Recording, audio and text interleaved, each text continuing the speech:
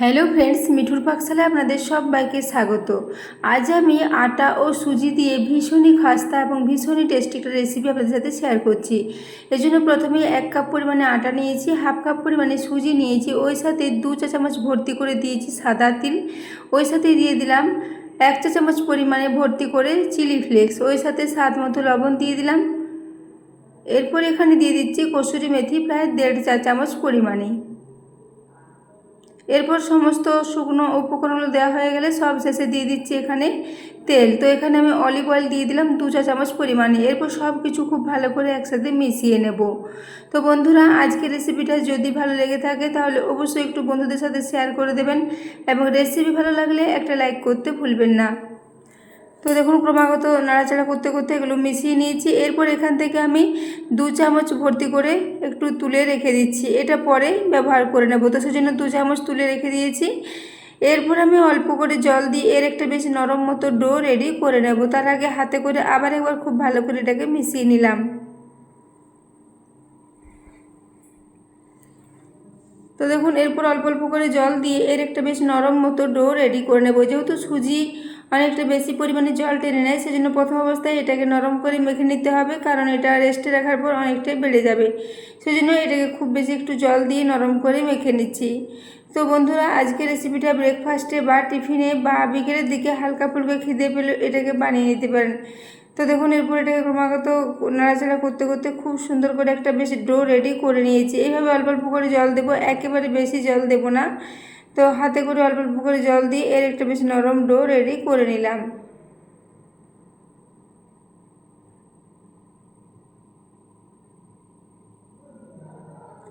তো দেখুন, এখন এটা বেশ নরম মতো ডো রেডি হয়ে গেছে। এরপর এটাকে ঢাকা দিয়ে রেখে দেবো 5 মিনিটের জন্য রেস্টে।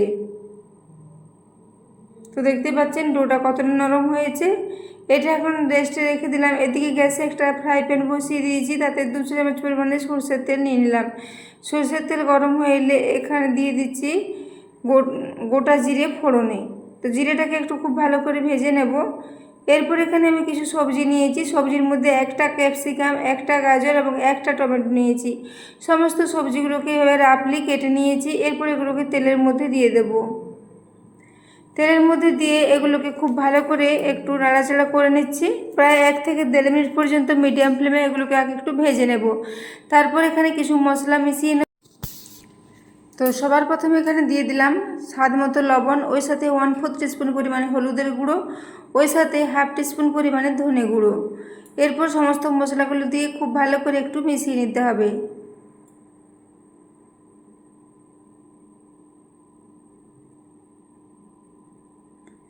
তো দেখুন, সব কিছু খুব ভালো করে 1 মিনিট মতো এটাকে মিশিয়ে নিয়েছি। এরপর ঢাকা দিয়ে এটাকে একদম লো ফ্লেমে রেখে দেবো প্রায় 3 মিনিটের জন্য। 3 মিনিট পর ঢাকাটা খুলে নিলাম। এখন দেখুন, সবজিগুলো খুব ভালো মতো সেদ্ধ হয়ে গেছে। এরপর সব কিছু খুব ভালো করে আরেকবার নাড়াচাড়া করে নিচ্ছি।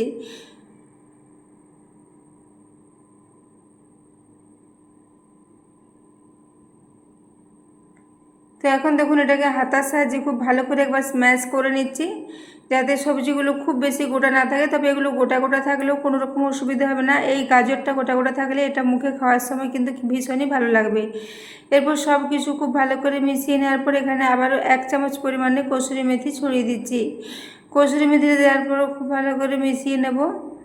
এইভাবে কসুরি মেথিটা মেশানো হয়ে গেলে এখানে একটু ঝাল লঙ্কার গুঁড়ো দিয়ে দেবো। যেহেতু আগে এখানে লঙ্কাটা দেওয়া হয়নি, তাই সব শেষে একটু লঙ্কার গুঁড়ো এখানে দিয়ে দিচ্ছি। তার সেজন্য 1/4 টিস্পুন পরিমাণে একটু ঝাল লঙ্কার গুঁড়ো দিয়েছি। তো এটা এখন রেডি হয়ে গেছে। এরপর এটাকে সাইডে রেখে দিলাম ঠান্ডা হওয়ার জন্য। এদিকে যে ডোটা আমি রেডি করে গেছিলাম সেই ডোটা এখন নিয়ে নিলাম। এরপর এখান থেকে বেশ কয়েকটা ছোটো ছোটো লেচি কেটে নিচ্ছি। সাধারণত আমরা বাড়িতে যে সাইজের লুচি বা পুরি করে থাকি সেরকম সাইজের এখানে কয়েকটা লেচি কেটে রেডি করে নিচ্ছি। এইভাবে লেচিগুলো কেটে রেডি করে নেব। তারপর এগুলোকে একটু হাতের সাহায্যে গোল গোল চ্যাপটা চ্যাপটা করে রেডি করে নিচ্ছি। তো বন্ধুরা, আজকের রেসিপিটা ভালো লেগে থাকলে একটা লাইক করে জানাতে ভুলবেন না, এবং আপনাদের রেসিপি যদি ভালো লেগে থাকে তাহলে অবশ্যই চ্যানেলটি সাবস্ক্রাইব করে আমার পাশে থাকবেন। তো দেখুন, এরপর আমি এটাকে এইভাবে একটু টিকিয়ার আকারে রেডি করে নিচ্ছি। তো সবগুলো এখন রেডি হয়ে গেছে। এরপর এখান থেকে একটা নেব আর এইভাবে বাটির শেপে এগুলোকে রেডি করে নেব। খুব সহজে এটা ছোট ছোট বাটির শেপে রেডি হয়ে যাবে।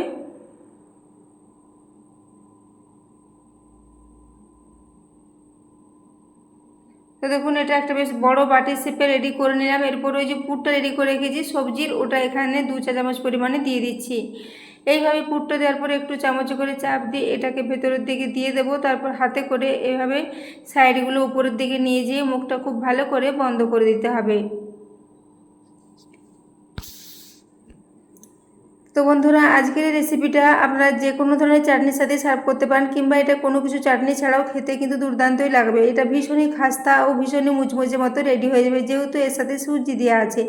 সুজি দেওয়ার কারণে এটা ভীষণ খাস্তা ও মুচমুচে মতো রেডি হয়েছিল। খুব সুন্দর করে বেলে নেওয়া যাবে। তো দেখুন এরপর আমি এটাকে হাতে করে এইভাবে একটু গোল গোল করে একটু চ্যাপটা করে একটু বড় সাইজের করে রেডি করে নিচ্ছি। আপনারা চাইলে একটা চাকতি বেলনের সাইজে এটাকে বেলেও নিতে পারেন, তবে আমি হাতে করেই এইভাবে একটু সময় নিয়ে এগুলোকে একটু চারিদিক থেকে চাপ দিয়ে ছড়িয়ে গোল করে এগুলোকে রেডি করে নিচ্ছি।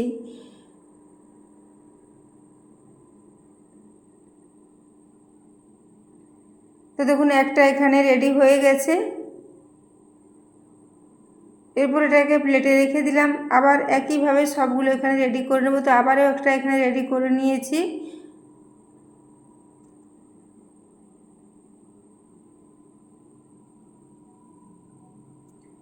তো দেখুন এইভাবে আবারও একটা এখানে রেডি করে নিয়েছি। এইভাবে একে একে সবগুলো আমি রেডি করে নিলাম।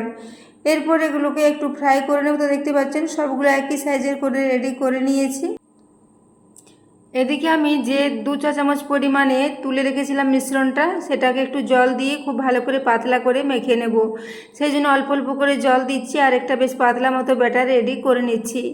তো বন্ধুরা, আজকের রেসিপিটা আপনারা বাচ্চাদের স্কুলের টিফিনের জন্য বানিয়ে দিতে পারেন। বাচ্চারা ভীষণই পছন্দ করবে, যেহেতু এটা ভীষণই খাস্তা ও মুচমুচে মতো রেডি হয়েছিল। তো দেখুন এইভাবে ক্রমাগত নাড়াচাড়া করতে করতে এর একটা বেশ পাতলা মতো ব্যাটার রেডি করে নিলাম।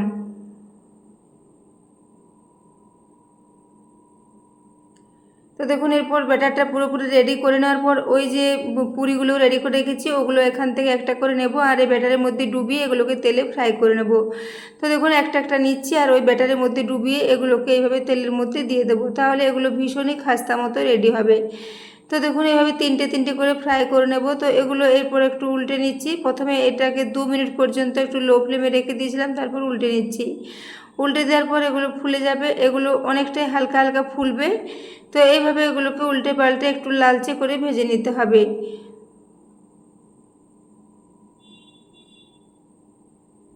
তো এইভাবে এগুলোকে উল্টে পাল্টে একটু লালচে করে ভেজে নিয়েছি। এখন এর কালারটা অনেকটাই লালচে মতো চলে এসেছে। এইভাবে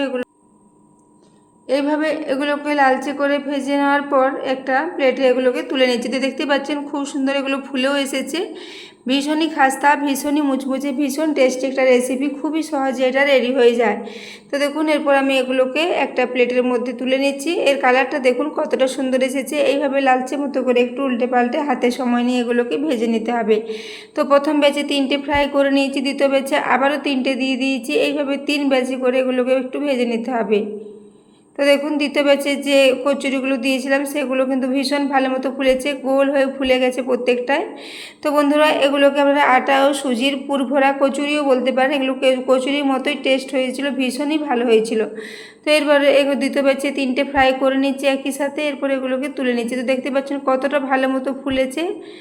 এইভাবে এগুলোকে একটু যদি লালচে করে ভেজে নেওয়া হয় তাহলে তার টেস্টটা ভীষণই ভালো হয়। তো এরপর আমি একে একে এগুলোকে তুলে নিলাম, তারপর এগুলোকে সার্ভ করে দিচ্ছি।